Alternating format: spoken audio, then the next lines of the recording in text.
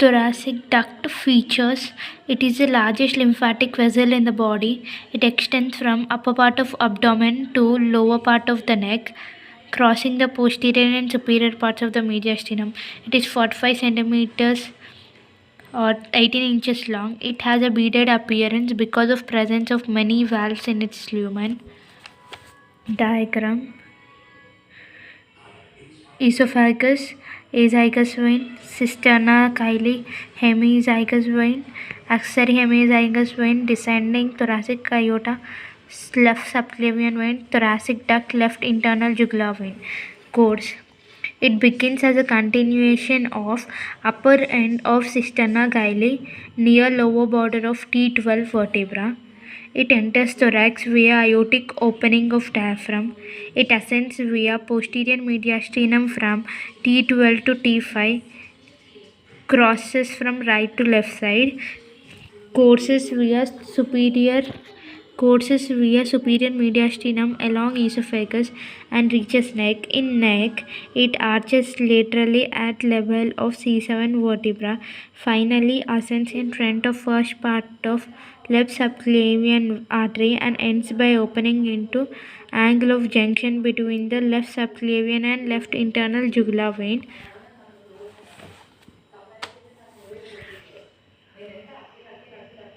Left jugular lymph trunk, left subclavian lymph trunk, left bronchomediastinal lymph trunk, thoracic duct, descending thoracic lymph trunk, intestinal lymph trunk, left lumbar lymph trunk, external iliac lymph trunk, internal iliac lymph trunk.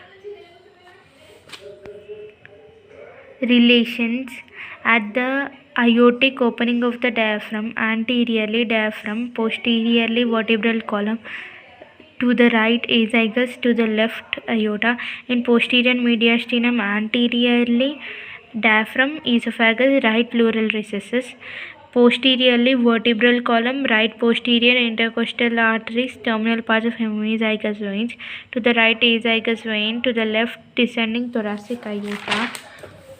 In the superior mediastinum, anteriorly arch of aorta, origin of left subclavian artery, posteriorly vertebral column, to the right esophagus, to the left pleura. In the neck, thoracic duct forms an arch rising about 3 to 4 centimeters above the clavicle. The arch as following: anteriorly left common carotid artery, left vagus, left internal jugular vein, posteriorly vertebral artery and vein, sympathetic trunk, thyrocervical trunk and its branches, left phrenic nerve, medial border of scalenus anterior, prevertebral fascia covering all the structures mentioned, first part of left subclavian artery. Tributaries: it receives lymph from both halves of the body, below the diaphragm and left half above the diaphragm. In thorax, it receives lymph from posterior mediastinal nodes, small intercostal nodes. At the root of the neck, efferent vessels of the nodes in the neck form left jugular trunk. Nodes in the axilla form left subclavian trunk. Left jugular trunk and left subclavian end in thoracic duct. Left half of thorax drains into left bronchomediastinal trunk, ending in thoracic duct. On right side, right bronchomediastinal, right jugular, right subclavian trunks drain into right lymphatic duct, ends in right brachiocephalic vein at the junction of right subclavian and right internal jugular veins. Right lymphatic trunk ends in the right brachiocephalic vein at the junction of right subclavian and right jugular veins. Note: thoracic duct drains lymph from both lower limbs, abdominal cavity, left side of thorax, left upper limb and left side of heart and neck.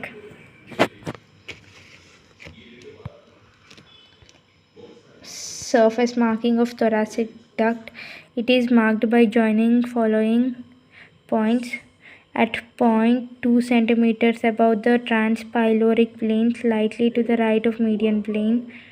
A point 2 centimeters above transpyloric plane, slightly right to the right of median plane.